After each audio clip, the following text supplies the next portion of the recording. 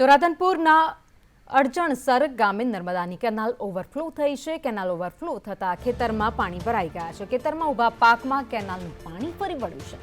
કેનાલમાં સફાઈ ન કરતા વારંવાર ઓવરફ્લો થઈ રહી છે। કેનાલ હજારો લીટર પાણીનો બગાડ થઈ રહ્યો છે। વધુ અપડેટ સાથે સંવાદદાતા ભરત પ્રજાપતિ અમારી સાથે જોડાયા છે। ભરત, એક તરફ ખેડૂતોને પાણી નથી મળી રહ્યું અને બીજી બાજુ કેનાલ ઓવરફ્લો થતા હજારો લીટર પાણીનો બગાડ થઈ રહ્યો છે।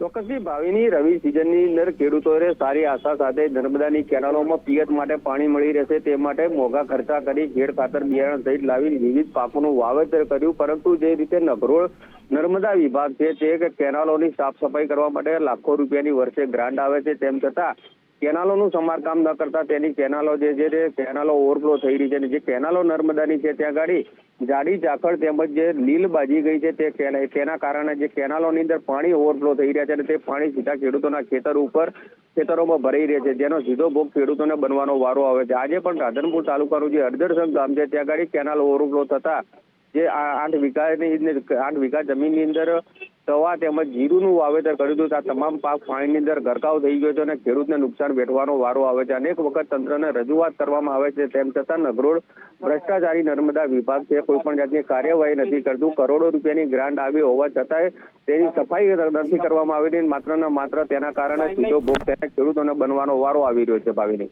આભાર માહિતી માટે।